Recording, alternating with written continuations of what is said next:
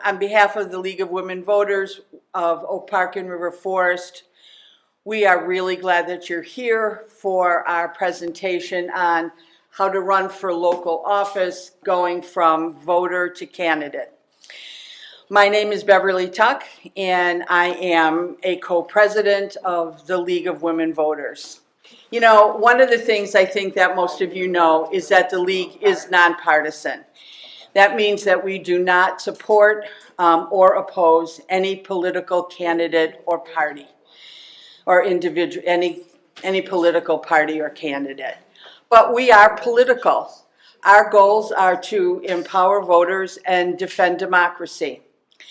And we do that in a number of ways, but you know, it includes advocating for fair elections, voting rights, and a transparent and accountable government. And that's the things that we have been traditionally known for. We feel that we are in troubled times currently, and that our government is experiencing a constitutional crisis, and that our democratic institutions are in trouble. So now more than ever, we need engaged voters to be out there with the public. The League also encourages individuals running for local boards in your communities, and that's why we wanted to put this presentation on today. It's important at the local government level because what the local boards do is they affect people's everyday lives, and they help support democracy from the ground up. And that's essentially what we're hoping that maybe some of you will get engaged in your communities. With that, I don't want to spend all day talking here. I do want to thank, on behalf of the League, our presenters and our panelists. We really appreciate you, you know, because we don't give out $1,000 honorariums, and so we're really happy that you're here. But also, before I wrap it up and introduce our moderator, who will introduce the rest of the program, is to thank the committee that really worked all summer to put this together. Judy Crown, who's the other co-president, really did a lot of the promotions and helped, you know, guide us in terms of how we should, you know, advertise the program. And we had two actually former village clerks from Oak Park that contributed immensely. Terry Powell's been diligently, you know, registering everybody, and Sandra Sokol's in the audience here somewhere. There she is.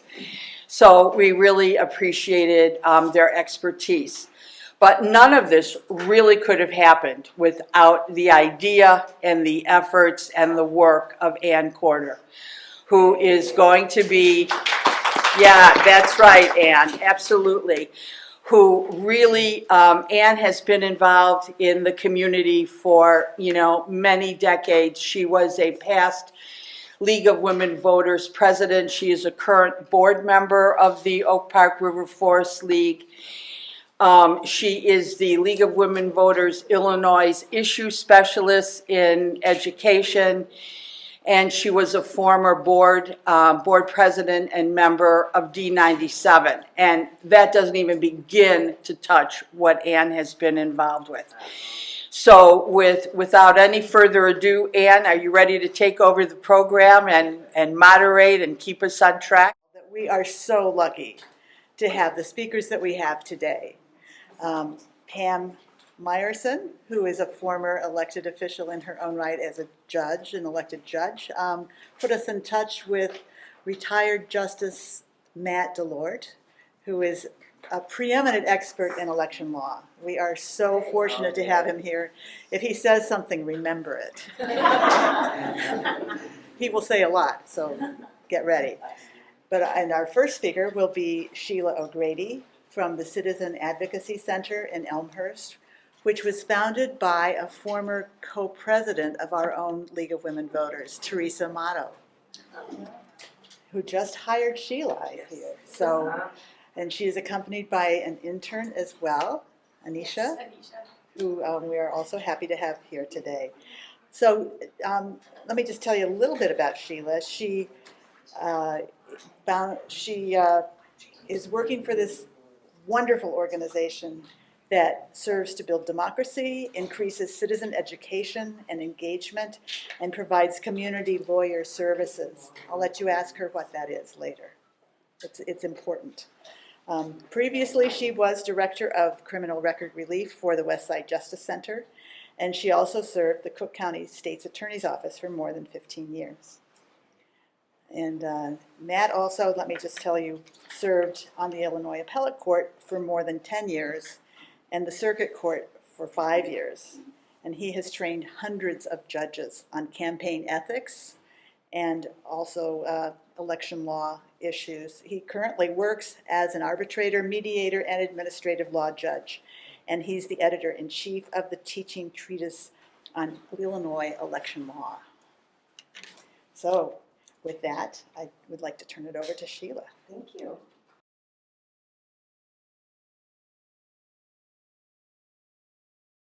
A little bit more about Anisha, who's here with me. Every summer, the Citizen Advocacy Center is host to a class of summer interns, and Anisha is going to be a junior at Harvard University, and she did a lot of the research for this presentation. She is also an expert on the Voting Rights Act, so if you have questions about that, she is happy to talk about them. She didn't know I was going to put her on the spot like that, so I apologize. So I'm going to be talking about how to run for local office, some general eligibility requirements, some general things to consider, and then for the next municipal election, which is in April of 2027, I'm going to talk about the various offices that are open in these municipalities, the general description of those, and overall campaign strategies, etc. And then Justice DeLort will talk in detail about the petitions. So in general, there are some eligibility requirements for running for local office. The eligibility requirements are going to very greatly differ depending on what office you're running for and where. However, there is some that is universal. One is that you must meet the residency requirements. You must have lived in the municipality or the district for which you are running for at least 1 year prior to the election. You must be at least 18 years old, and you must be a U.S. citizen. In order to serve as a village trustee or mayor, you must not have any felony convictions or convictions for any infamous crime, bribery, or perjury. It is not a requirement to run, but in order to be sworn in, you may need to settle any outstanding debts or fines with the municipality. This issue came up very recently in Joliet. There was a candidate who was running for council and had outstanding debts with the city, and the Democratic committee in Joliet kept him off the ballot. He sued and he won because he was able to say, I am going to resolve these before I am sworn in if I win, and I believe he did win. I'll have to check on that. He's also a friend of mine, so I should know that, but it doesn't prevent you from being on the ballot, but it may prevent you from being sworn in if you win. So it's best to just check with your municipality if you have any debts or fines and settle those before running. In order to file, you will need a lot of paperwork. All of the paperwork that you will need is available on the Cook County Clerk website. You will need a statement of candidacy. They have it on the website as a Google form that you can just fill out right on the website and submit. You will need a statement of economic interests. You will need to fill out a candidate contact form, and you will need petition sheets, which Justice DeLort will talk about in much greater detail. If you are spending or receiving more than $5,000 for your campaign, you must form a campaign finance committee and file public disclosures and expenditures. Some things to know before you are running. Before you decide to run for an office, you should look at the role that you are running for. Keep in mind that most of these village roles are governance and not day-to-day management. So what does that mean? That means you help set the direction by establishing policy, goals, and budgets, and you help hire the top executive. So for example, the village board selects the village manager. The library board suggests the head, or whoever is going to run the day-to-day business of the library. When you are on these boards, you are not expected to run those day-to-day business. You do not manage the staff or the daily operations. Your role is to serve the public. So your decisions must prioritize the community's best interests, requiring ethics, transparency, and resilience. What type of commitment are we looking at? It is more than just attending monthly meetings. You can expect on average 10 to 30 hours per month on meetings, but also preparation for those meetings, correspondence, and special events. You should also keep in mind that running for office does open you to public scrutiny. Decisions and comments that you make will be public and subject to FOIA, which is the Freedom of Information Act. So any statements that you make in furtherance of your duties may be subject to public disclosure. I don't have the time or space to get into the intricacies of FOIA, but if that's something you're interested in, you can always check out our website. We have a deep library on FOIA. Another thing to think about is your family and your support. You should discuss the commitments and the exposure with your family and your household and your support system. The other thing that you should settle before you run is to know your why. And this is important because it helps you stay focused throughout your campaign. What is it that is driving you? Is it that you have a specific problem you're looking to solve? Is it that you just want to generally serve your community? Or do you have a vision that you're championing? There's no wrong answer, but it is helpful to have a North Star to guide you because the process can be draining. So some things to do before you run, once you've identified what office you want to run for, is you should attend a meeting of the board that you're running for so that you can see for yourself in person, in action, what the board actually does. Is it fractious? Are they constantly at each other's throats? Is that something you want to help solve, or is that something you want to go, ooh, no thank you? And just the general day-to-day, how the meetings are run so that you understand what the expectations are. You should also talk to a current board member, and they can also tell you these are the pitfalls, these are the bonuses, these are the things that you can watch out for, and these are the things that you can enjoy. Talk to the staff. If you're running for the library board, talk to the librarians. If you're running for the school board, talk to the teachers, talk to the parents. Get an idea of what the people who work or regularly interact with this board want from their representative. You should also research the rules. Every district, every position is going to have bylaws. You should familiarize yourself with those before running. Look at a couple recent meeting minutes. What sort of topics have been coming up in these meetings? Some resources that you will want to bookmark and save is the Cook County Clerk's Office. It has all of the official forms and the deadlines. You also will want to look at the Illinois State Board of Election candidate guides. It is currently for the 2026 election, so if you're running for the 2027 election, it should get updated after the general election in November. Speaking of deadlines, these are also going to change every year and depending on the position. So once you've identified the position that you want to run for, you should research what these deadlines are, mark them on your calendar in big red squares. The day that petition circulation begins, that is the day that you can start collecting signatures from registered voters. You also want to know the day filing period opens. That is the first day you can officially submit your petitions and required documents. You also really, really need to know the day it closes. That is the absolute deadline for submission. Anything received after that will not be accepted.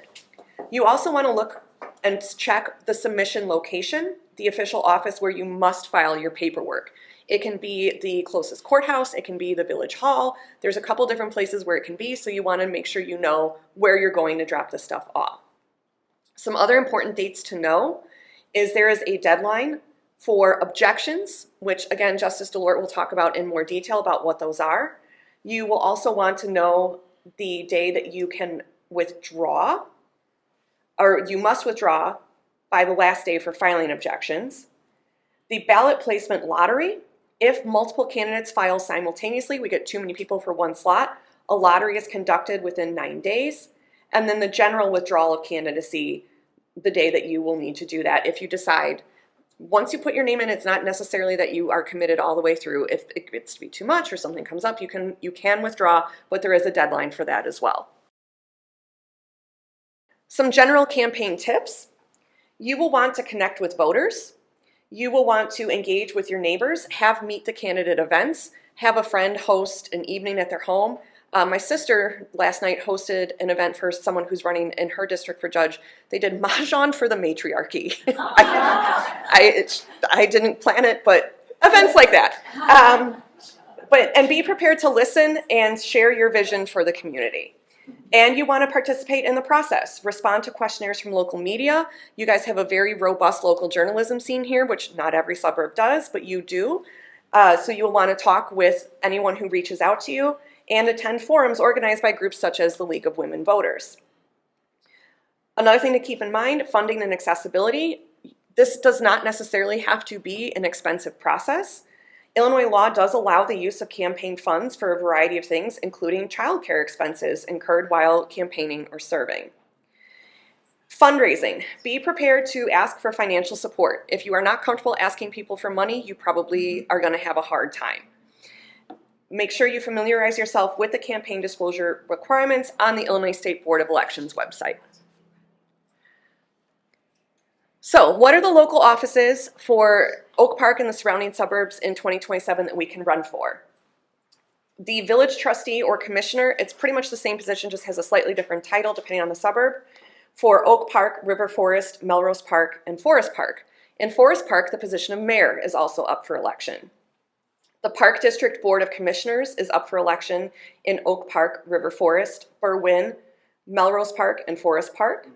The Library Board of Trustees, Oak Park, River Forest, Melrose Park. There are two different Board of Educations, elementary and high school. In elementary, we have Oak Park, River Forest, Berwyn, Melrose, and Forest Park. Same for the high school Board of Education. There's also a Community College Board of Trustees that has positions open for Triton Community College and Morton Community College. There is a wonderful tool on the county clerk website for the directory of elected officials. You select either by your address or by the position, and it tells you who's currently holding that position and when it's up for re-election. So some of them will say 2027, some will say 2029 or whatever. So if you're wondering, wait, when do I get to get rid of this mayor? Not saying that that's this. That's just, I live in Orland Park and we had an issue. So, yeah, yeah. So it was something that I had to look up myself. But so anyway, Community College, Directory of Elected Officials on the Cook County Clerk website is a great resource. So what is a village trustee? Their duties are policy setting, budget oversight, overseeing the village manager, land use and zoning, and generally representing the community. They serve a 4-year term, and there is an Illinois state statute that also goes into great detail about the duties and requirements, and I have that reference here. For any statute, you can look at them on the Illinois General Assembly website. All statutes are available to be searched by, you can browse or you can search and find the relevant statute that way. For Park District Commissioner, that's in Oak Park, River Forest, Berwyn, and Melrose Park. Their duties are also adopt policies and make decision, budget oversight, long-range plans and capital projects plan, and their term is also for 4 years. The Illinois Park District Code is at 70 ILCS 1205. There is also, I have a link to the source there is a brochure that was put out by the Commission of Park Districts in general about serving on a park district board, so that is also a good resource. Library trustee, that is up in Oak Park, River Forest, and Melrose Park. Their general duties are determining library policies, hiring the library administrator, overseeing the budget, both securing adequate funds and approving expenditures, providing and maintaining adequate facilities, ensure a representative selection of library materials, and promoting the use of the library in the public. The Illinois Local Library Act is 75 ILCS 5. Board of Education. There are several different school districts that have positions open. Oak Park District 97 has the president position open and 3 board members. River Forest District 90 has vice president, secretary, and 1 board member. The Berwyn North District 98 is 3 board members. Berwyn South District 100 is 4 board members. Melrose Park District 89, the president and 3 board members, and also Forest Park District 91 has positions available. The statute is 105 ILCS 5/10 for school boards, both elementary and high school. In high school, Oak Park River Forest has 3 board member positions, Morton High School has president, vice president, and 1 board member, and Proviso Township is 3 board members. For both boards of education, both elementary and high school, your general duties are again setting policy and goals, overseeing compliance, developing the budget, hiring and overseeing the superintendent, contract management with the teachers union, and representing the school board in the community, interacting with the parents and the students, and understanding the issues that the school board is facing. And finally, the Community College Board of Trustees. You'll notice a lot of these duties overlap. Pretty much every public position is governance, policy oversight, budget, strategic direction. The Community College Board of Trustees is personally responsible for hiring and overseeing the college president and financial and legal oversight. And the statute for that is 110 ILCS 805-3. So that's just an overview of the generic requirements and some of the specific duties of these positions. For more information, you can always visit our website, citizenadvocacycenter.org, or our phone number is 630-833-4080. We have a wide variety of additional resources on government oversight and accountability and transparency. The Freedom of Information Act, the Open Meetings Act, the Voting Rights Act, all sorts of material on our website, or you can always give us a call. And with that, I will turn it over to Justice DeLort to talk more about the petition requirements. As was mentioned, I was a judge for about 18 years, and I am still a licensed attorney, but I am not here to be your attorney. All right? I'm not giving you legal advice, so everything I say is not legal advice I'm giving to you. All right? It's just war stories, more or less, and a repeat of what I used to train the judges about. Okay, I want to talk about 2 things. One is campaign finance, and the second thing is nomination papers, which sometimes are called petitions. All right. Beginning with campaign finance, Illinois has a very robust process for keeping track of who donates to campaigns and how campaign money is spent. And the good thing about this half of my presentation is that the Illinois, first of all, everything is through the Illinois State Board of Elections on that end. All right, there's no funneling it out to the villages or the community colleges. If you have a campaign fund, you're filing with the Illinois State Board of Elections. They have a very extravagant website with all the forms, got the big thick guides, videos you can watch on how to comply with all of the statutory regulations regarding campaign finance in this state. Big mistake people who run for office is they don't take advantage of that. They just think, oh, I'm going to go to Target and buy all the office supplies and all the things for my campaign. I'll just pay for it myself and no problem. No, that's a campaign contribution to yourself. You've got to keep track of it. We'll talk about that as we go along. As Sheila said, you want to establish a committee. It doesn't have to be a committee like a formal committee, with all these different positions and a formal list. It's simply, as lawyers say, an unincorporated association. Okay? It just functions to be your campaign fund, essentially. You do have to have a president and a treasurer. Those are the 2 required positions. It can be the same person. It can be yourself, it can be your spouse. It can be a trusted friend. What you don't want to do is put someone in those positions who is like a temporary helper or a college student who's going to move away in a year. A lot of horror stories about notices got sent to people about violations and the candidate never knew about it because that person moved back to Massachusetts. Right? So get people who are very close to you to be in those positions and update their addresses on the records if they in fact are no longer accurate records. First thing you want to do is, and by the way, there's a $5,000 threshold, as Sheila mentioned. So if you're running a very simple, very grassroots campaign, all you're going to do is go to FedEx and print up a bunch of flyers or something. You don't have to do all this filing, but it's good to know the rules anyway. Okay. Open a bank account. what you want, this is becoming harder and harder and harder due to the way banks operate in the year 2026. Okay. I have not done this for some time myself. I used to tell candidates, just open a bank account and use your own social security number and make sure it is a non-interest bearing account, because you don't want to get interest earned on this thing, because then you're going to be taxable.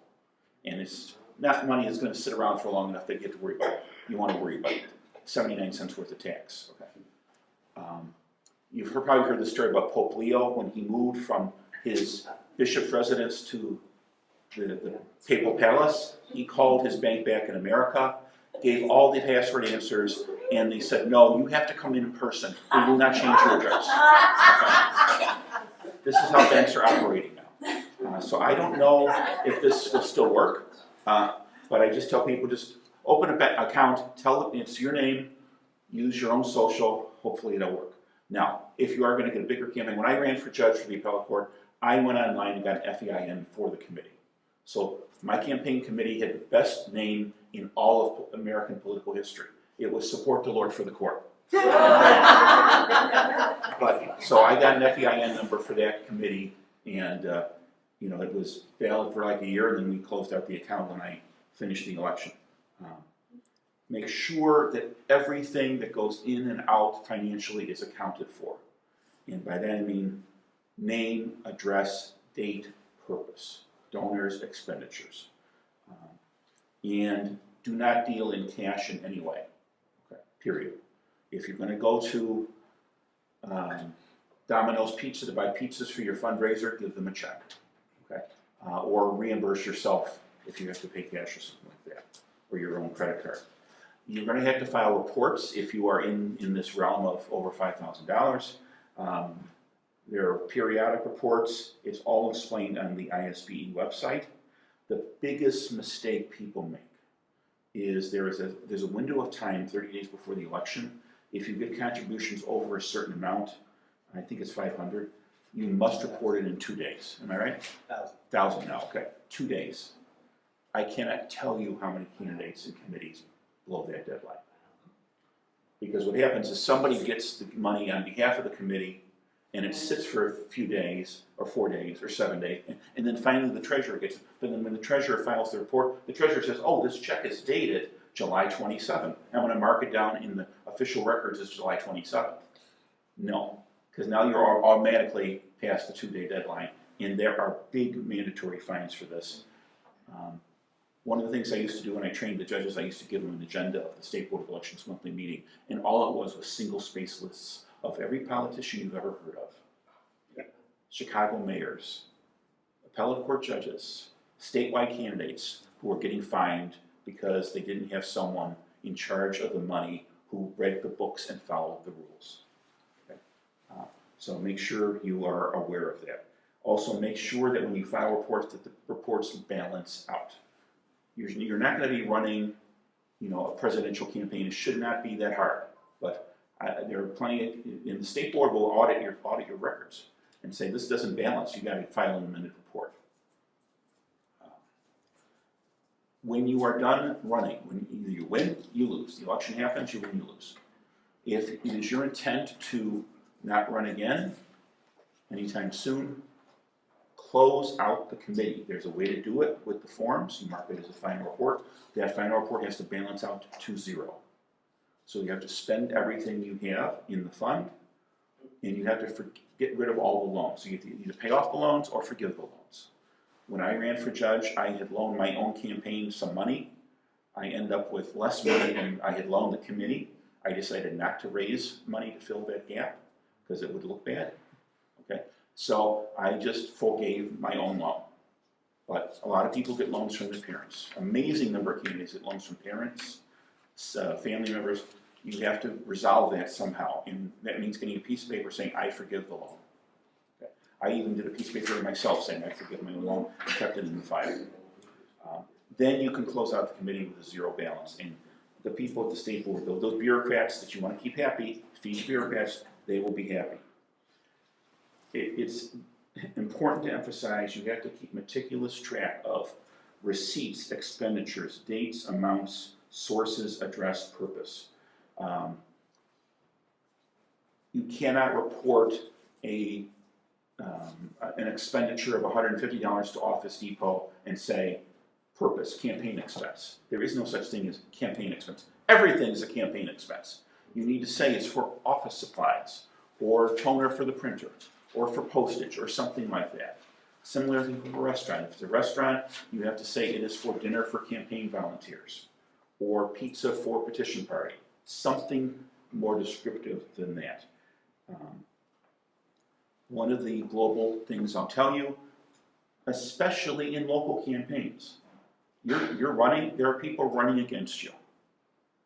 There are people running against you, they're gonna sit down because they have nothing else to do with their life but sit in their basement and read every darn line of those regulations. And believe me, I had to deal with it on behalf of clients, okay? One of the very obscure things, I had a candidate who hit up knew a local bank, said, I want you to buy an ad for my campaign ad book, got a nice check because they knew the bank manager. Well, it turned out to be a federally chartered bank. Federally chartered banks are not allowed to give campaign contributions, even in local races. And I had to defend the candidate at the FEC in Washington, because that's who had jurisdiction over it.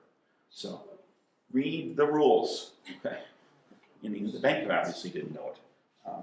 Also, for larger contributors, keep track of their employer. If you're the treasurer, you get a bunch of checks, and so you need to say, Pam, you're running here. Who is this person who donated the $1,000 to you? There's nothing on the check I don't know. Who is, Mary Barrett at 2108 West Wilson, Chicago? Okay. What is her occupation? It could be retired. It could be homemaker. It could be attorney. But you need to keep track of that. There was a candidate who got dinged with a nasty press release because they got a donation from Dick Durbin. And the treasurer simply put Dick Durbin. Occupation, employer, unknown.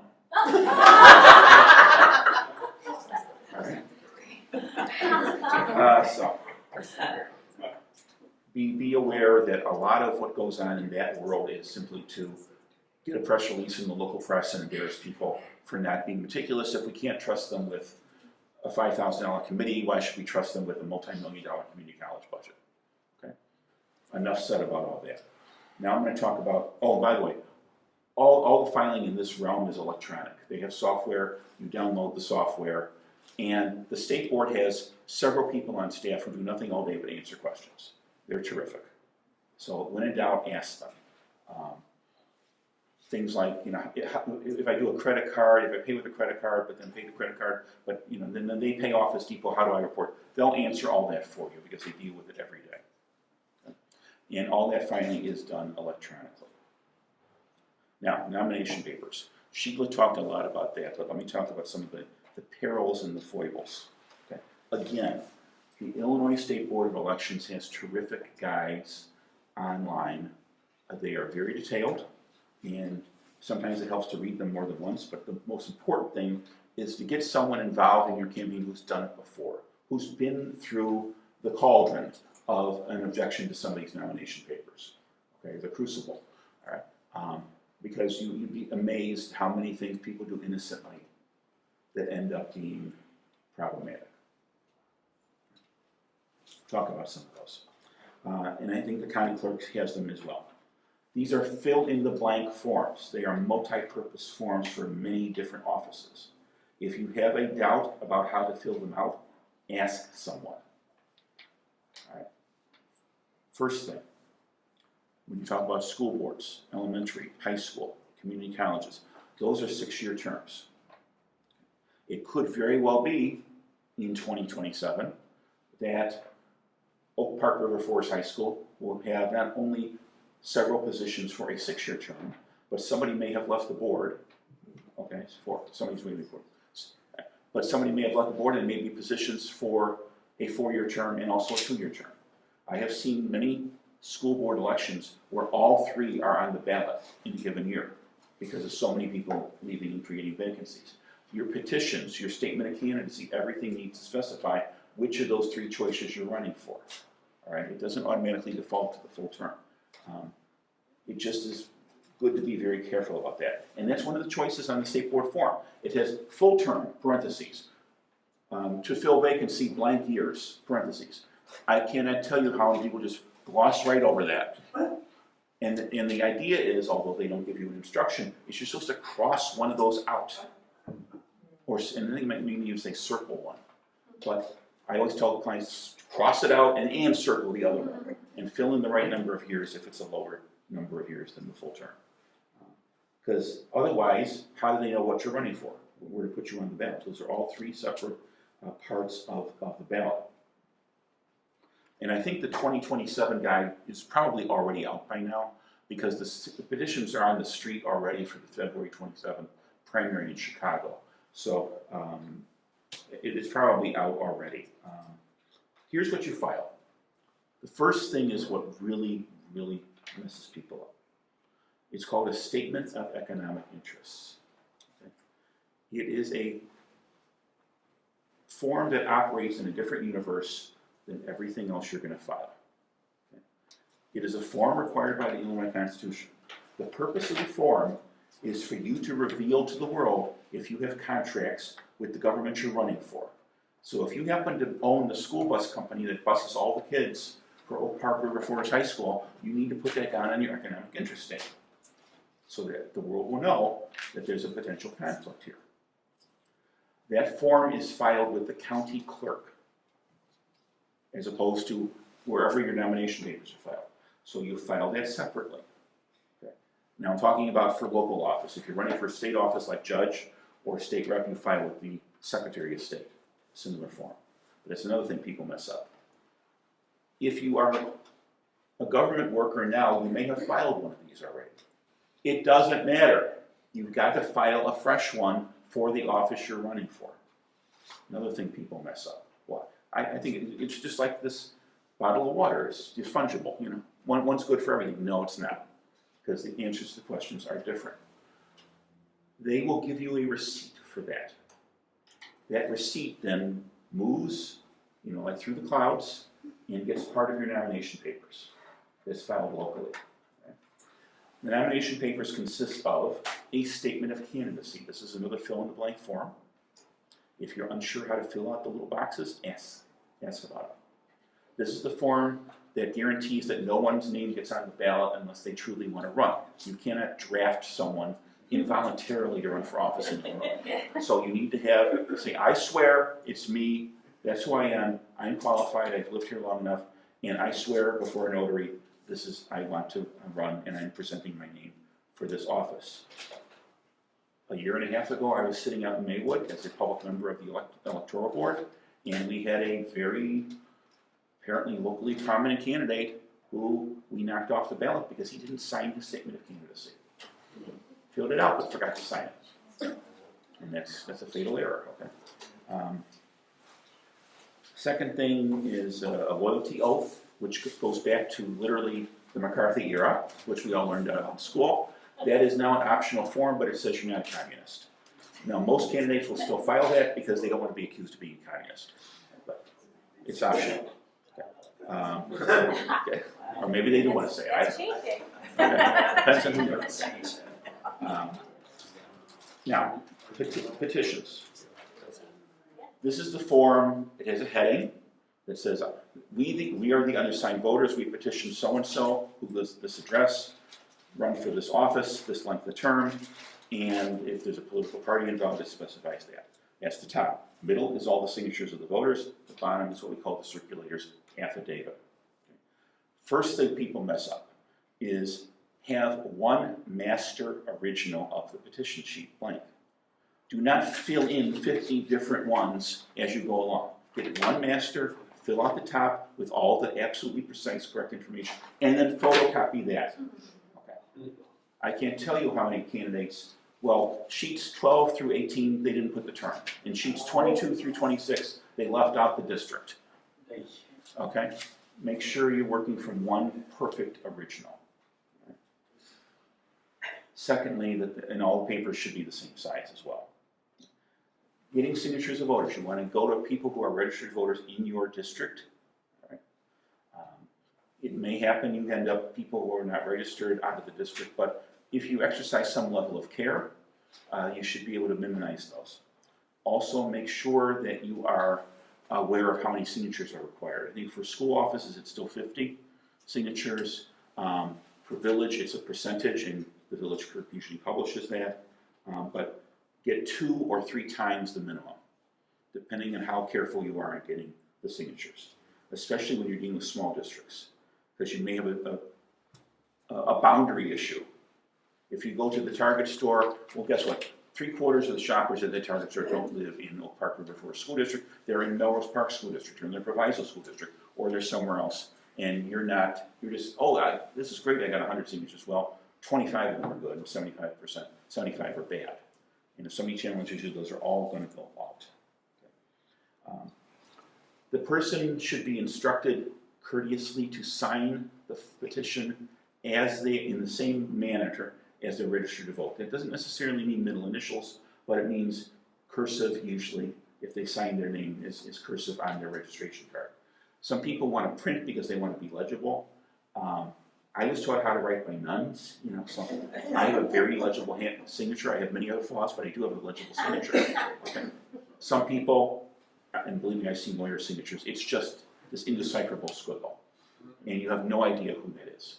And if you get one of those, it's sometimes helpful to ask the person, print your name next to it so we can find you in case the signature is challenged. The address has to be set forth. There's a column for city, village. Make sure those are filled out.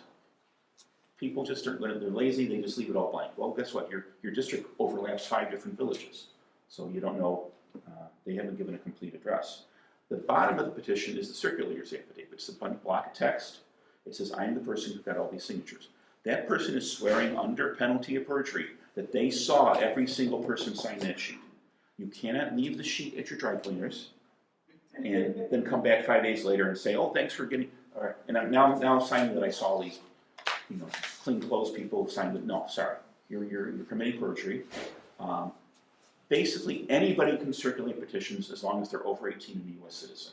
So it used to be they had to live in the district, so we had a lot of imposters. Oh, my aunt wanted to get me all these signatures, but she lives in Calumet City and not in the district. No, she can do it now. Okay. I've seen petitions where people came in from Indiana or Wisconsin to circulate petitions. We just crossed out Illinois and wrote Indiana on.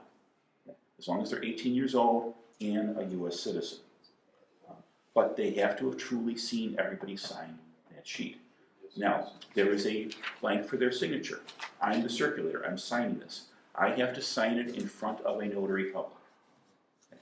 You don't just sign a bunch of sheets and then give it to someone, and then someone then takes it to a notary to get notarized. That is an invalid notarization. So, one of the things I tell campaigns is early on, figure out who your notary is going to be. You probably know someone who's a notary. It might be a legal secretary, it might be a real estate agent, it might be a banker. Get somebody lined up. Have a petition party at the end with the notary sitting there, with his or her notary log, keeping track of who got notarized and making sure that the people who are signing are in fact those people. The 2 other things is, 1, the signature sheets have to be numbered consecutively, okay. 1, 2, 3, 4, etc., up to the end.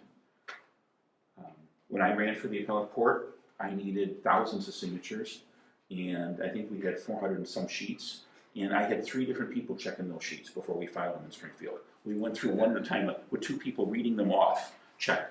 212, check. 213, check, to make sure we did not miss numbers and we were not out of consecutive order. The other thing is the petitions had to be bound securely at the top edge in book form. What does that mean? If you have a very, very voluminous petition, which is unlikely for a local office, you usually get one of those prong binder things. You punch 2 holes, use the prong binders, make sure it's secure. Sometimes if it's a huge petition, they use, what are those things called? The ties, the self-locking ties that you buy at a hardware store. Okay. Sometimes I've seen them use carriage bolts. Okay. But easy thing, if you're running for school board and you've got 6 sheets or something, or 20 sheets, just use a very good stapler all the way across the top so that they're secure and nothing falls out when you shake it or jostle it. Okay. Don't use one of those black alligator clips like this, because that can slip off and it can be removed and people can switch sheets. It needs to be, basically you need to puncture the pages So there's a secure binding there. Also, before you file it, take a picture of it, a photograph of how it is bound. So, because what's going to happen is somebody's going to make photocopies of those, and they're going to have to unbind it. And then someone's going to say, oh, these weren't bound when they were filed. Well, guess what? I have a picture, a time-dated picture, showing how it was 30 seconds before I filed it with the clerk's file stamp. And maybe even take a picture of every sheet while it's filed there. Now, what's going to happen is within about a week after all the findings are done, is the deadline for objections. And this is a process unique to Illinois and New York. I don't think any other states have it. But somebody can come in, they're going to get photocopies of petitions, and they're going to try to throw you off the ballot. And they're going to say, well, they didn't fill out the forms correctly, they didn't have an economic interest statement, 80% of the signatures are out of the district, whatever the case may be. They file objections. Right? And this is where they usually get a lawyer, and you'll get served with notice of a very quick hearing in front of an electoral board. Right? If you're running for school board office, elementary, high school, it's before the Cook County Electoral Board downtown. I'm one of the hearing officers who actually hears those cases. If it's before a community college, there's a community college electoral board, which is some of the sitting trustees usually. And cities and villages are still using the municipal electoral board, which is other incumbents who aren't running that year. Not an ideal process, believe me. Okay. And sometimes, depending on the disqualifications that kick in, the chief judge appoints public members like me, like Pam, retired judges, or election lawyers. And there's a season that all goes on, and we get calls from the office saying, would you please go out to Sauk Village, that kind of thing, or wherever to be a public member on this board. And that process runs its course. It's a standard administrative hearing. You really want to have a lawyer who knows what he or she is doing, who's done this before in that process, and hopefully you'll be fine at the end. But it's something you want to avoid if all possible. So make sure, if your petitions are good, that you've done all the rules ahead of time, and you're going to be immune from objections. So get lots of extra signatures. If the law says 50, file 200. And make sure ahead of time that you've got at least 50 good ones in there, where you know who the circulator is, you know who the notary is, you know how they got the signatures. I could talk from till nightfall about crazy things that have happened. People circulating the odd numbers versus the even numbers, and somebody took one side of the street, somebody took the other, but then they kept switching the sheets, and then they interviewed the voters and said, no, it was a man who circulated this at my door. Well, it was a woman who signed the circulator. All right, stop with the shortcuts, people. Okay?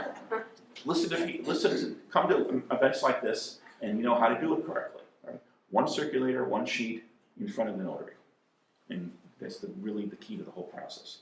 So that's sort of the nuts and bolts of that petitioning process. And I think Sheila and I are ready for questions, unless you've got something else on the agenda. Yeah. Thanks very much.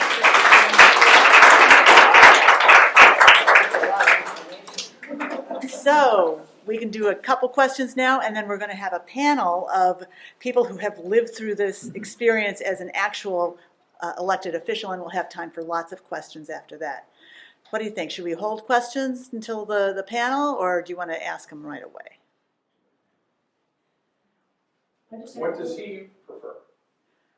Yeah. Are you willing to stay? I defer to the stay moderator. for- It's not my. What's that? It's not my event. okay. So. Why don't we have the panelists start? Does that seem okay? What's that? Have the panelists. Yeah. Let's have the panelists come on up, and then if anybody thinks that you can't remember your question, we have index cards. Yeah. We'd be delighted if you wrote them down. So while our wonderful panelists are coming up, I just want to reassure everybody that as a former elected official myself, it's worth it. It's worth all of this hassle. As Beverly mentioned, our nation is currently facing a constitutional crisis, right? Every branch of the federal government is a mess. But you, by paying closer attention to what the decisions are being made in your local community and how they're being made, and if you do the work of putting this campaign process together and you engage with your neighbors about their concerns, you have these coffees, And then by serving the public for your full term of office after you're elected to the best of your abilities. And if you lose by deciding to run again, then you pick up the torch for democracy and you do it at the level where you live your everyday lives. And you keep the flame alive for this generation and the next. And I can tell you, you will also gain a lot personally from this process. You will gain deeper knowledge of your community and your neighbors and yourself.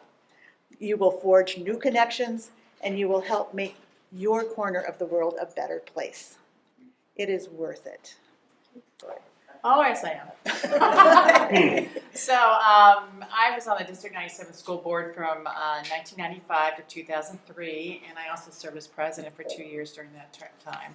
And this is a plug for the League of Women Voters, because at the time I was very interested in academic achievement, was worried that our schools were not as as aggressive or as that academic achievement was as strong as it could be in the District 97 schools. So we did a year-long study at the League, and I really suggest that when you're thinking about running for a board, try to have some experience learning about what's going on in that district. And because we interviewed all districts around, we got a really good understanding of what some of the key issues were in education at that point, and also what was going on in District 97.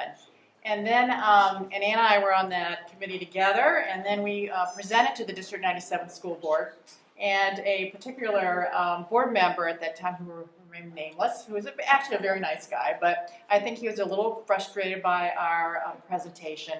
And so he said publicly that the report was as important as a pimple on an elephant's butt. So Ann and I left that meeting and we walked outside and we're like, we're going to run for school board. I mean, just forget it. So be careful what you say publicly. That would be my advice on that. But I think the main reason, one, we were ticked off by that, but also we were really interested in sort of trying to be on the school board and try to make education for all children as competitive and as challenging as it could be, and yet make sure that the diversity of the school district, that we supported those kids who were struggling. And I was the executive director of the Infant Welfare Children's Clinic, and I saw that a lot of the children that came to the clinic were the ones who were really struggling in the school. So I was particularly interested in how to support the early childhood education, those early years for the kids coming into school. And so that was really my focus for running. All right. I started on the village board in 2009.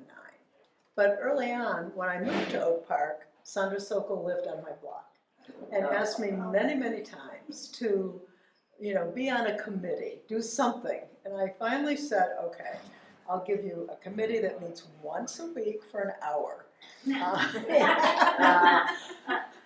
That was my first mistake. There is no such thing. I learned that very quickly. But I did, and from there, I was asked to be on a different commission that met much more often, and I was on that commission for 9 years. That was the Plan Commission, which is a very contentious, very public position. And then I ran for trustee, probably because so many people asked me. I don't know that I would have done it on my own. But it was a path there. And I did a lot of policy work in my work life, so I think I had a set of skills that were relevant to the job, policy work, running meetings, leading meetings, being in meetings, being collaborative. That seemed to be a good fit. It wasn't that there was an issue that drove me, it was a process. And it was driven by the people around me who I grew to know doing this kind of work, and wanting to respect their faith in me. And they're seeing something in me that they thought would be a good fit for this job before I saw it in myself. And I can't tell you how happy I am that I did that.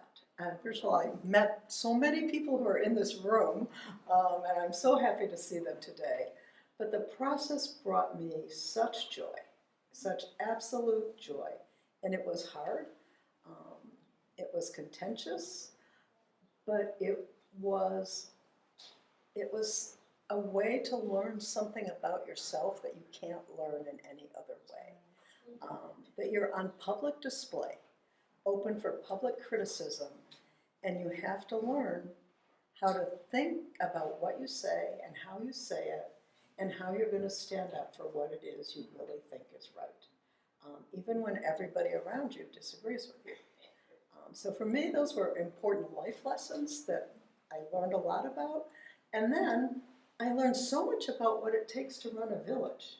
I didn't know, for example, that there's a way to measure alleys and decide which alleys get replaced in a year. And so you may think you have the crappiest alley in Oak Park. There's one worse than yours, and that's the one that's getting repaved. And for me, I think that's really interesting to know. There's a logic to how the village spends money. There's a process. There's a way of understanding what it takes to make a village work. That was really interesting to me and something I really enjoyed learning about. Hi, everybody. I'm Thomas Garrett. I'm a bit of a numbers nerd, and so I tend to be happiest behind multiple screens, spreadsheets. I wasn't born this way, but I was acculturated into it very early by accountants who were family members, and they love to go to the racetrack. But I started actually in undergrad at Northern. I was first elected to the DeKalb County Board maybe 3 weeks after my 21st birthday. Oh my gosh. So it wasn't that bad. But the process of running in 1990, okay, I just dated myself. There's a little more involved, but it's not much more involved now than it was then. A couple of more legal steps, but for the most part, it's kind of like baseball, right? Little League. The scale is very different than Wrigley and Comiskey, but the basics are the same, right? It's 3 strikes, you're out, 3 outs for the side of an inning. And my concern at 21 was not that much different than my concern at 37 when I decided to run for Triton after I came back from Iraq, which is making sure that there's enough money for the entity, for the organization to be able to do the things the community wants it to do. And that requires choices. Not necessarily the easiest choices, not necessarily choices that everybody will agree with, even after the decision is made, but choices that, as an individual, I can go back to DeKalb and I can see a road that I made sure was built that wasn't there when I was there. I am not benefiting from it, but I know that the community is benefiting from it. When I, to the judge's point about 6-year terms, when I was elected at Triton, first thing that happened was, as I was campaigning, people in Oak Park, not exclusively, but in a peculiar way, didn't seem to have a strong attachment to Triton. There was a lot of, as I was campaigning, because it's on the same cycle with the village, with the park district, with the schools, but that's not ours. That's not. That's their thing. That's not our thing. Really? Have you seen your tax bill? It kind of is your thing. And so the first thing that I did when I went to Triton was I went to the chairman, I went to the board, and said, a lot of folks were expressing a concern about how money is being spent. Now, I can personally say I think those concerns are unfounded, but I can't just, I need something to kind of back that up with. And I think the best thing to back that up with is a committee exclusively devoted, and doesn't have to exist year-round, but a committee exclusively devoted to reviewing these kinds of audit issues, an audit committee. And, he gives off he's, I believe, still the chairman. He gives off this impression that he's really gruff and, don't come to me with Right? As soon as I said that to him, he said, that's a great idea. Let's do it. So you never know. You could be the good idea fairy that now all of a sudden, so I retired from the Navy, and we have a saying that Navy stands for never again volunteer yourself. and so you sometimes don't want to be careful when making these kinds of choices, but in the end, I think you will do the neighborhood, you'll do the community a great service just by stepping up and offering your ideas, ideas that maybe no one's thought about or that hadn't been considered. Even if you don't win, good ideas somehow have a way of sticking around. So you may end up hearing it coming out of somebody else's mouth. I said that. But I would worry less about whether you as an individual get elected, and more, hey, what is your North Star? What is the thing that really drives you? What's that agenda that you want to move forward, as Elizabeth talked about, and how do I move that forward? How do we move that forward? How does the I in we move that forward? That's, I think, enough That's great. for me. Yeah. If there's people in this room today who think, I don't think I want to run, but I'd like to help somebody run, do you have any suggestions for them on how they could start to get involved in the process? I think it's really important that you have to have a support group. It doesn't have to be really big, but I think, whoever your partner is, they have to be fully on board because it is a big commitment. But I just want to emphasize, though, I think I felt I gained so much more out of it than I gave. I learned so much about the community, about education. It helped me in my career immensely. Moving forward. So I think you have to, it sounds like you're going to give, but you actually get back more in return, I think.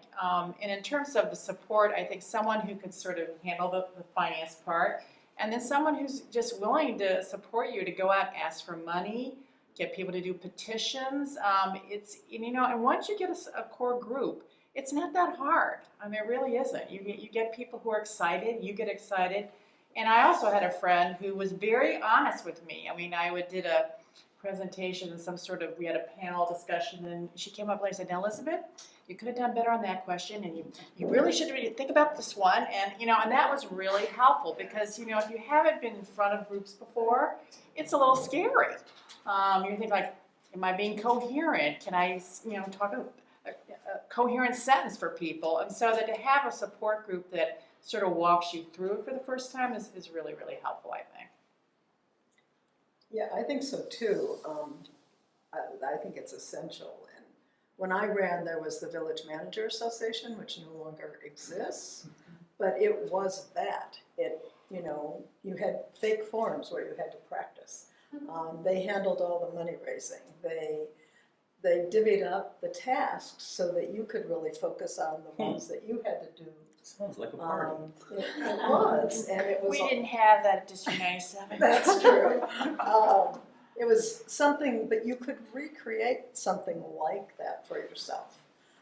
So you think about, okay, what am I good at and what am I not good at? And who do I need on my side who can balance out the things that are really not my strong suit? Because there's a range of things that every campaign is going to need. And so somebody who can do that, I think, is really helpful.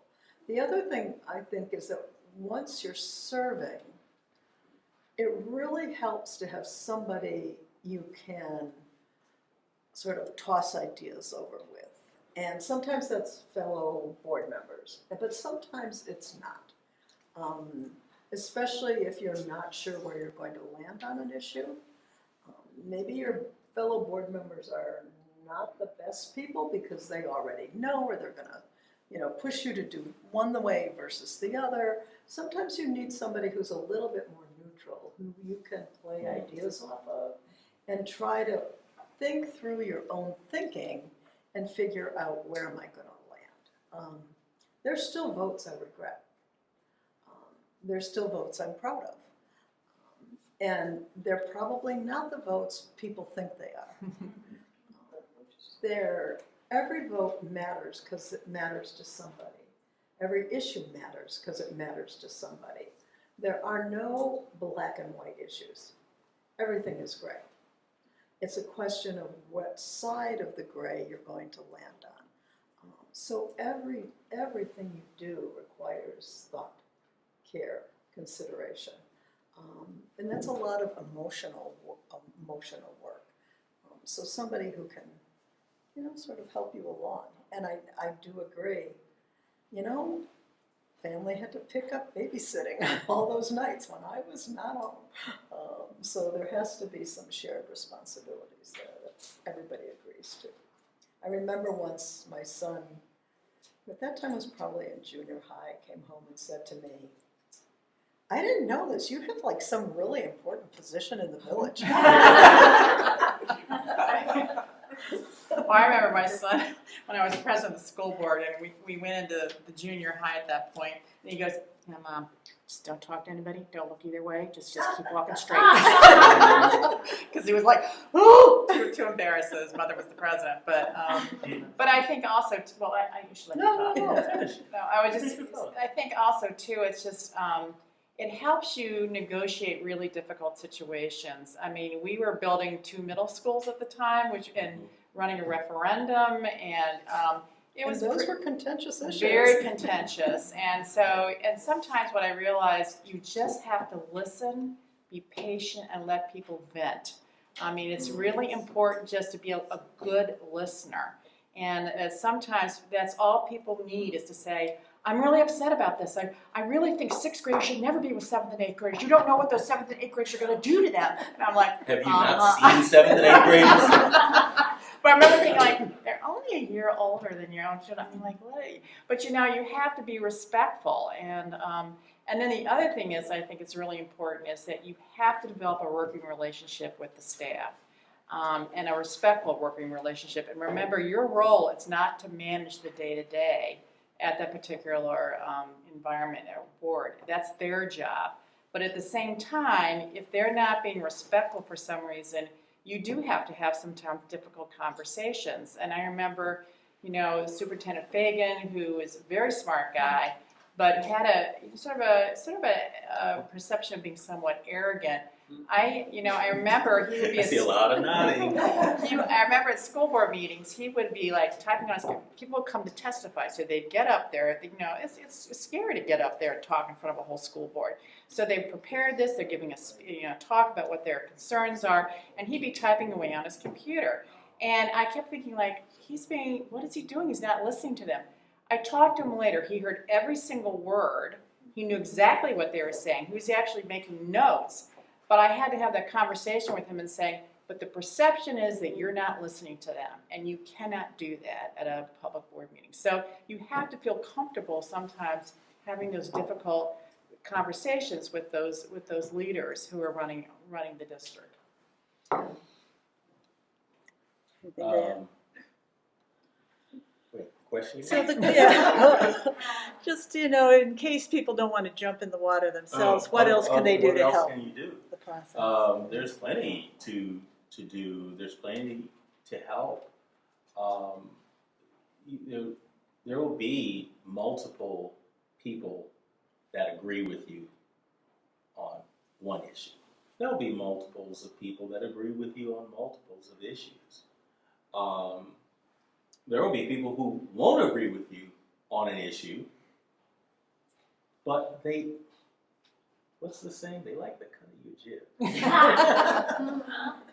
They like your confidence. They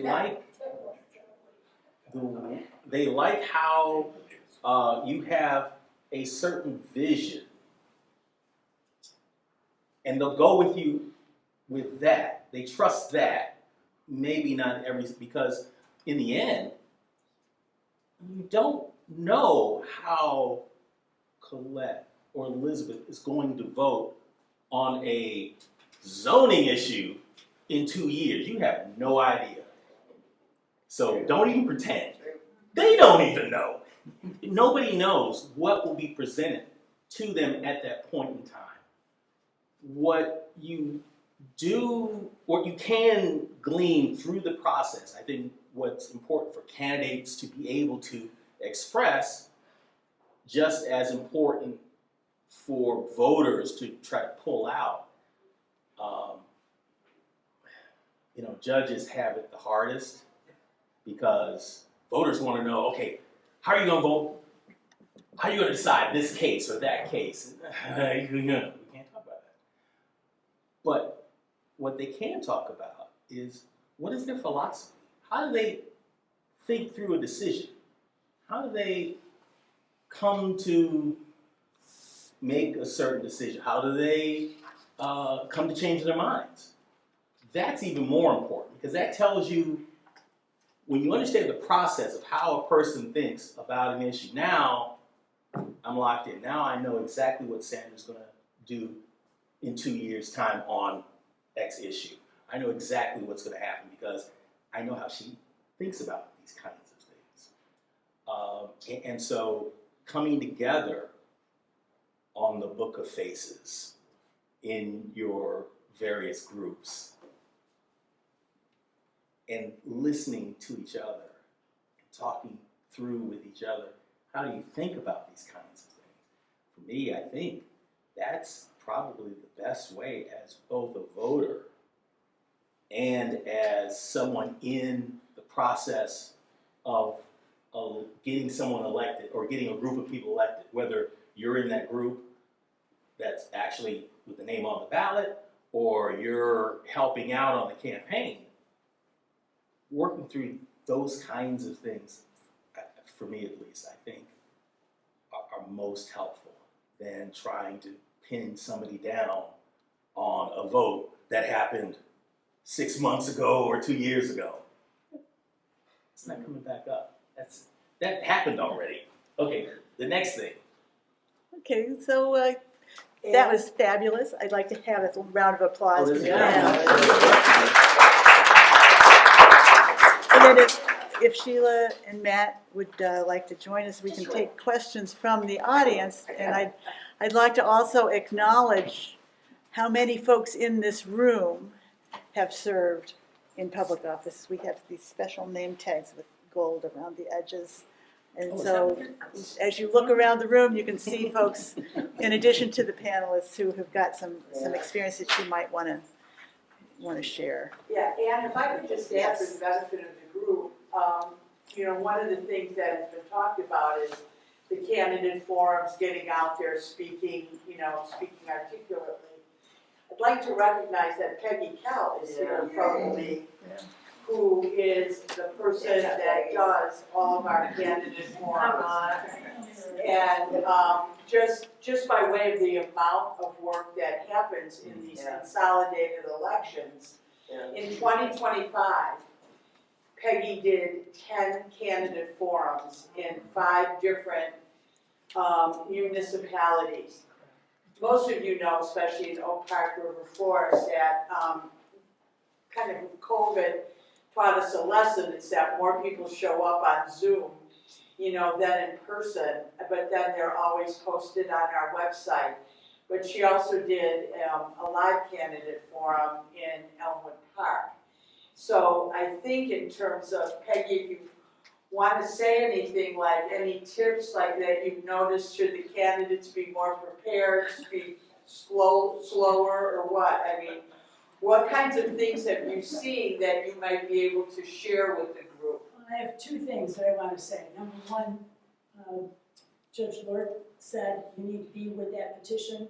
Be with that petition, that whoever's signing the petition, carrying it around, be with that petition. Because when I ran for my 3rd term on the park board, we got knocked off the ballot because our ballots were contested, and 2 of the people that were passing my petition just put it at a block party, and somebody must have saw it and then challenged it, and both myself and Catherine Dean at the time got knocked off, because we didn't have to get a huge amount of signatures, but whatever we got, we didn't get enough. Number 2, the question I have to always ask is, so we have 3 school board candidates, 3 openings for District 97. Can you sign 3 petitions? That's always a great question. I think the answer to that is yes, Okay, but you can't sign 4. correct. I mean, you can only sign the number of openings that there are, because some people get a little afraid of that and say, well, no, I signed one already. And if you tell them, no, you can sign another one, you can sign as many openings, that's something good to know, because there may be 2 candidates that you do like. Is that exclusive for nonpartisan elections? I think it is. What's the rule on cross-party? Well, there's a lot of different variations on this question, okay? Something that happened this week is this was the first, a couple of days ago was the first day to circulate for Chicago aldermen, which is a nonpartisan office. And there were several aldermen who made a big splash that they went out, you know, almost at the stroke of midnight, to get as many signatures as possible and lock them in and get them notarized, because for that, it's one position. And so the first signature counts, the other ones don't. So the incumbents who were very savvy went out very quickly and got hundreds and hundreds of signatures through an organized effort. Okay. You asked about cross-party, so if I'm running for state senator as a Democrat, okay, my signers are saying they're primary voters of the Democratic Party. They can't have signed for a Republican candidate for that cycle.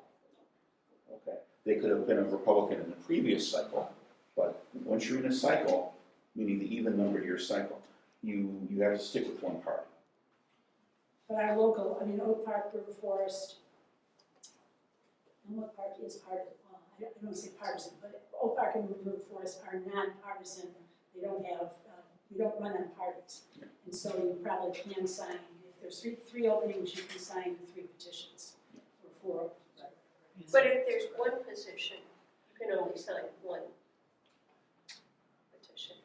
You know, it's, again, Or I not. don't want to put on Because I've front heard and it say, both ways. I think with Democrats and Republicans, you can sign for more than 1, but for nonpartisan, it's a little more explicit, because the only time I actually see it come up is with Chicago aldermen. It's a nonpartisan office, and it's a very high stakes kind of thing. So, but I will tell you this, since we had 3 people asking about this, the first one signed is valid. If you, once you hit the maximum, then the others are invalid, and you must prove the order of signing. Not the order of notarization, you have to prove the order is signed. Why is that back up? What is it? You have the first, let's say you're running for Chicago. Okay, The first signature is valid, okay. the second signature is invalid. But in order to invalidate the second, you must prove the That it order of was signing second. with evidence. Well, how is that established? What? How is that proved? By the notary? You bring in witnesses. Okay. Say, you remember when you signed, you know, you remember when you signed this petition? Yes, it was at the 4th of July block party. And do you remember when you signed this other petition? Yes, it was at the Labor Day block party or something. And Would then the you- date of the notary be persuasive? It could be, it's relevant but not dispositional. Oh. So if you're running for alderman in Chicago, you need to know these things. Yeah, we've got a question here about names. If your name is Robert and you're known as Bob, do you have to use Robert on your petitions? You can, and this is an easy one. You can run under any name by which you're commonly known, as far as the first name, okay? So, you know, my given name is Matthias, I could have run as Matt if I wanted. And there are certainly examples of people who've done it. Pat Mark. Quinn, Laura Daly? his given name is Patrick, he always ran as Pat Quinn. Okay. But last names get a little touchy, so. Last names could be Yeah. difficult, especially for women who've been married Yeah, exactly. and may or may not have changed their names. So he changed his name legally. Yeah. And can you pre-fill the name of the city on the petition? Pardon me? Can you pre-fill the name of the city and the county? No, You can here's the pre-fill it. point. Let's say you're running for Oak Park Village trustee. Then yes. There's a column on the petition for this village of every signer. You could go ahead in the county, you could pre-print that on your master original so that it's gonna be foolproof. You don't have to worry about ditto marks or people saying OP or OKP or O or any, you know, it's all pre-typed in. Now, if you're running for Triton College, it's not gonna work. Well, Yeah. what about the ditto marks and the abbreviations? Commonly used abbreviations, I think per the law, are okay. What I'll call the professional electoral boards, Chicago, Cook, State. They have traditionally said ditto marks are okay. But once you start spreading out to some of the villages, they can make up, it's not in the law, so. Ooh. Be careful about ditto marks. So what campaigns often do is before that bottom part gets filled out, when the sheet is still, good, they'll proof it and fill in, because you can't forge a voter's name, but you can fill in the village and the county. The circulator could do that? Before the circulator signs the oath at the bottom, because once the oath at the bottom is completed, then it's a notarized document that can never be altered. So Orland Park and Oak Park Yeah, are both OP is OPs, the so be careful. Probably don't just say Orland either, because there's Park, Orland Hills, everything. And how do you get a printout of registered voters? I know you get it from the county clerk, that's the source. And I've The gotten, original source. it used to be a counter you could get them at, and I assume it's still the same thing. Like a big.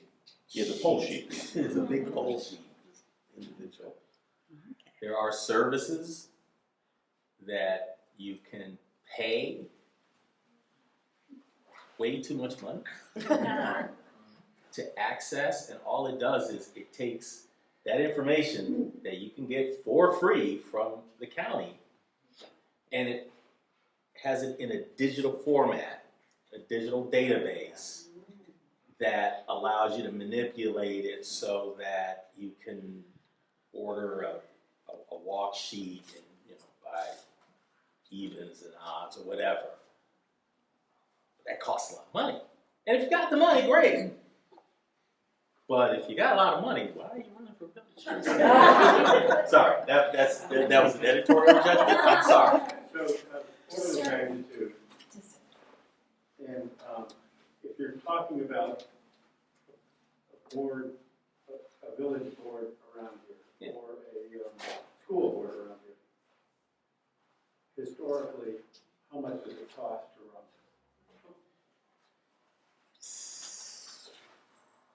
I can tell you how much I spent. I want to say, 5,000 to 10,000, or 100,000 to 150,000. Oh, well, no.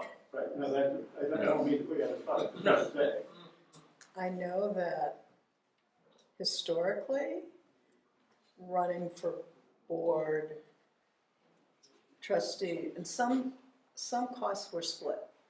So if you had a pizza party for a slate, you're splitting your cost among your other trustees. That could easily be $5,000 per person. Currently, I know the last elections were closer to 50, if not over. 50? 50. Oh, For village the village judge president, here. village president. Pardon? I think that was village president. That was village president. Right. Okay, And because those people aren't worth that. no, I mean, no local election should cost that. And I know in the last round for trustees, there were people who ran for very little money and won. So I don't know that spending all of that money was necessarily a good investment. You have to think about what the money is being. You have to see what it's being spent for. Right, what's the, and I think this also gets lost in like big elections. You're trying to get your name in front of as many voters as possible, right? And so, well, you can knock on as many doors as you can, or as many doors as your needs will let up. You can get your name in mailboxes, as many mailboxes you can buy stamps for and buy printing for, or radio, television, Facebook, ads. So those are all different media to get in front of voters' faces. But, I mean, I spent 13,000 when I ran for village trustee. That got me 8th place. So, part of it is going to depend on what are you selling, right? What are you saying that people want to hear or don't want to hear? And are you getting that feedback right? How are you getting there? And I think that gets back to what you said before, where if there is a big issue that voters are going to align with one way or the other, that issue drives an election. And so that can also cost a lot more money because you're fighting a specific thing. It's also, I think, a terrible idea. Nobody should ever vote for anybody ever For one issue. on one issue, ever. For all the reasons that you said, you don't know what issues are going to come down the line that you might care about more than the issue that is in front of you that you don't even know of, and that's going to be more important in the future. And anybody who votes because they're telling you, or runs because they're telling you they're going to vote a certain way, to me has disgraced the process of being on a board. You're basically saying, I don't care who comes before me, I don't care about my fellow trustees. New evidence. I don't care about new evidence. I don't care about learning anything about the process once I've won. I've already made up my mind. And that's somebody you don't want on a board, any kind of board, ever.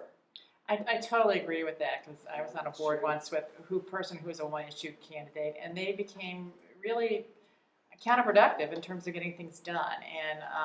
And I think that particular person didn't end up having a lot of sway on the board anyway. But I really think in terms of getting your name out there, I mean, I agree. I don't think you need to spend a ton of money. I think a lot of it is get involved in organizations, or if you're running for school board, get involved with the PTO. If you're a trustee, get on a commission so that you have some background so you can say, I understand these issues because I've had experience being on the PTO. I know what some of the issues are in schools now in terms of fundraising and issues in, whatever the issues are in your school at that point, because oftentimes they can go throughout all the different schools. I mean, a lot of the PTOs have very similar issues. So I think that's how to get your name out. I mean, when I started out, they were just starting to put signs up and you bought ads in the paper and things like that, but it wasn't overly expensive. So I think it's changed a little bit, but I think you could still, you don't have to be rich to run for a local office. It's the bottom line. I think it also connects to your communication strategy that is going to carry over for if you win. that these positions can take an enormous amount of time. They'll take as much time as you allow them to take, basically. And so I think if you're thinking about running, one thing I would spend a lot of time doing and talking to other people about is, as I think about how I get my name out, I have to think about how I'm going to respond to the public. What can I promise them? Am I going to respond to every email I get? Am I going to answer every phone call? In how many days am I going to do that? What are the platforms I'm going to use to share information with? And in the trustee's case, you also have a village structure that does those things. So am I speaking on behalf of myself as a trustee, or behalf of the board, or behalf of the village? And how do I make those distinctions clear so that people know what it is I'm actually saying and what I'm promising and what I'm not promising? That can get complicated, and I think if you're not clear about that up front, you can create a big disaster for yourself. Well, and a board has to come to a decision who's the spokesperson. Usually it's the president, but you got to be very careful about who's speaking for the board at that point. So. You know, it's a big shift to go from running a campaign where it's your ideas and it's about you, to sitting on a board of 7 people where you are one of 7 or 5, depending on the board, and you don't have a voice that's independent of the board. The board is making the decisions. And so you need to make that shift once you are seated and keep that always in mind. Yeah, Joanna. I just have maybe a somewhat related question. I attended a program not too long ago that was hosted by She Should Run, which is a national organization that does a lot of research on women running for office. I think that a lot of the content was really probably focused on more statewide positions as opposed to hyper-local. And one of the things that came up that was really diminishing women's interest in running is the contentiousness of the political atmosphere, and, so for me at least, somewhat surprising, the women's personal sense of safety serving in a public office. And I'm interested in what that looks like in a local arena. I think it's a big deal, actually. And the first really contentious issue for me was when I was on the Plan Commission and the professional building for the hospital for Rush was being built. And the neighbors didn't want it. And it was very, very, very contentious. It was the first tall building in Oak Park. And there was a lot of feedback. And one night I came home from a meeting and there was a bag with something in it on my steps. And I was anxious. It was an award from my son's soccer game. My anxiety was misled, but it was there. So I think in a village as outspoken as Oak Park, you think that the respect would be there for both sides of any issue, and that isn't always the case. And so you have to demonstrate in yourself that you have that respect at all times in your position. But you are speaking out. You are voting. You have a public record. It is something to think through. And did I experience sexism as a trustee? 100%. Absolutely. Everybody would be called on and it would be like, oh, Colette, do you have anything to add? Not once, consistently. That was the norm. And this was, so, you're talking, my first position on the board was 2009. So, and I was on for 9 years, that gets us to 2018, that's not that long ago. The presidents were all male, and it was real. It was real. And so for me, I mean, I'm a social worker. All social workers are women. It's a women-dominated field. We run everything. For me, it was a big change, and I had to figure out, how do I make my voice heard at this table? Because nobody's inviting me to talk. You know, I have to say, I did not experience that District 97. Did you, Ann, did you feel that way? Well, we often had women as presidents, Yeah. which made a difference. Yeah. I will say, in terms of the public safety, that is a very valid concern. And unfortunately, there's nothing that we can guarantee or promise. We live in dangerous times overall. What I will say about the contentious issue is, this is purely from personal experience. I serve on a board of a community arts organization, and the board was notorious for infighting and backbiting and sniping and no one wanted to run. I ran because I said, I want to change this culture. And the only way you are going to change that culture is by being a part of it. And so if you step back and say, oh, all these candidates, they do the mudslinging and they take things personally, then you need a candidate who's not going to do that to change the culture. And the best way to make things less contentious is to dive in and to set the standard and to be the example, in my personal experience. I'm not a woman, obviously. But when I was elected in DeKalb, and I told you a bit of a numbers geek, I noticed previous 3 years, the salaries of the countywide electeds, the treasurer, the clerk, circuit clerk, they were at the sheriff. They were all the same. And then the year I got elected, all of a sudden, the treasurer and the county clerk were making less. And I asked at a board meeting, how dare I, 21-year-old, why are the women being paid less? So I offer that to say that there's a place for men to speak up when they see it. Don't let it pass. You know it's not a good thing.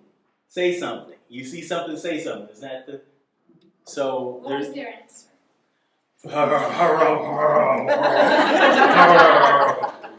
That was, yeah, it was very uncomfortable. Now, looking back, yeah, I probably could have said something before a meeting. I could have said something to the chair or to the finance director, the county administrator on the side. Hey, can we, could have. But I didn't. So here we are. But I think that also kind of helped.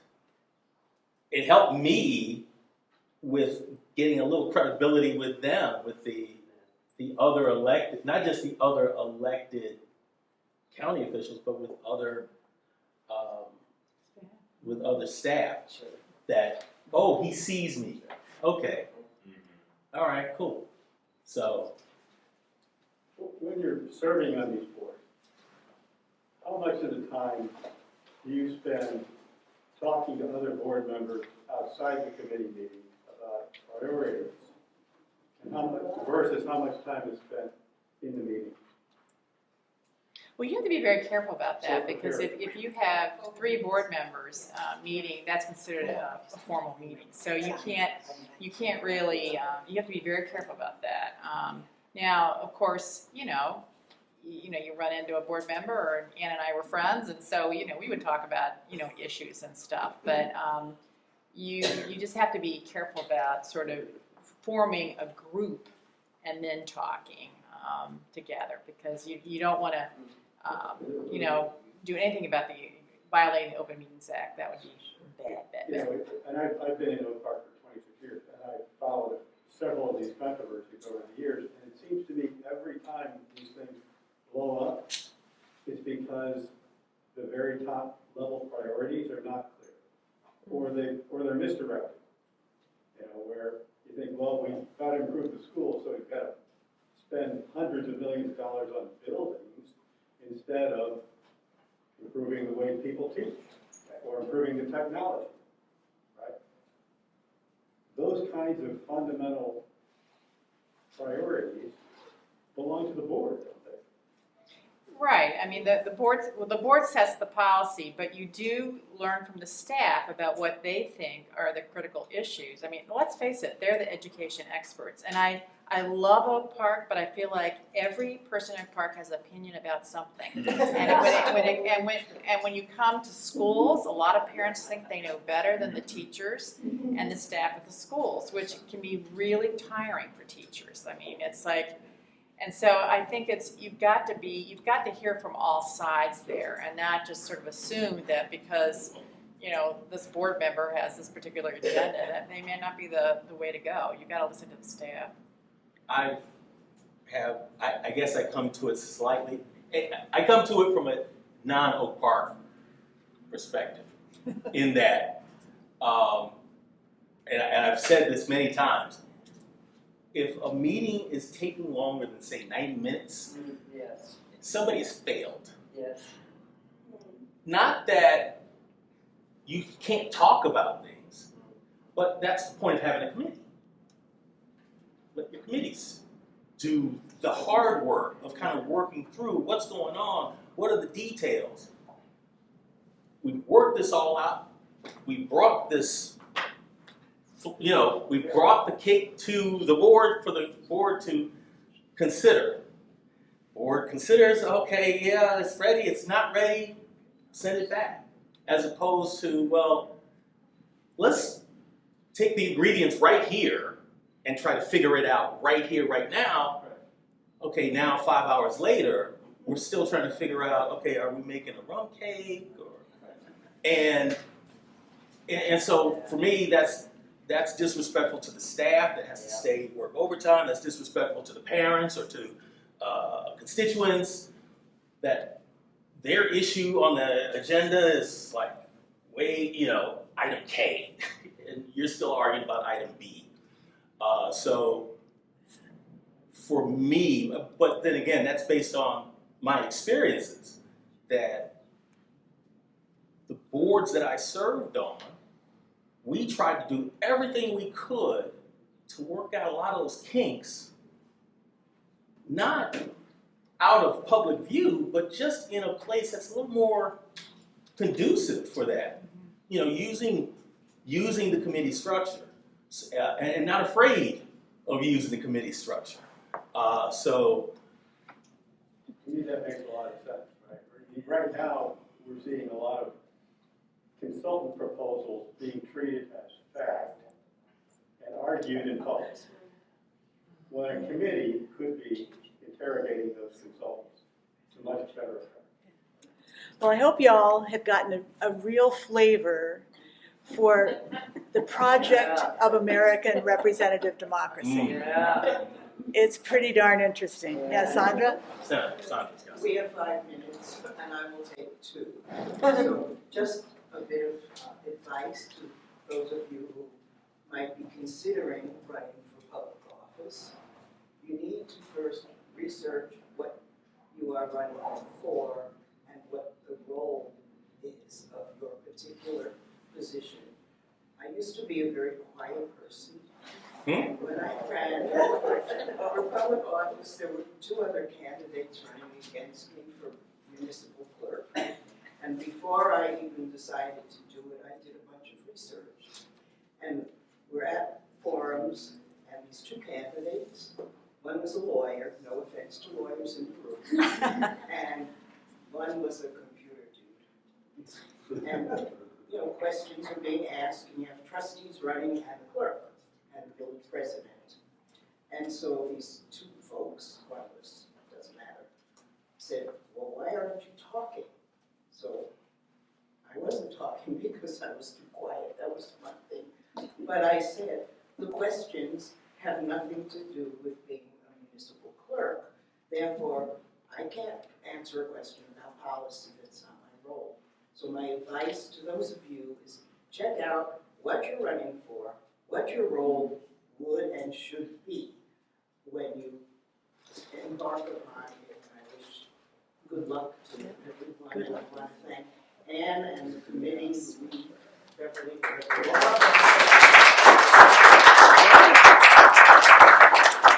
So the League of Women Voters has additional resources for you that will be posted on our website. And we have QR codes on the back of the cards here, which you can easily use to access those resources. Peggy's going to post them momentarily. And thank you all for coming. It's thank been you. great. You can tell that when I was school board president, our meetings went on too long. So I apologize for that tonight. But it's been a delightful gathering. I think I've learned a lot. So thank you so much. Yes.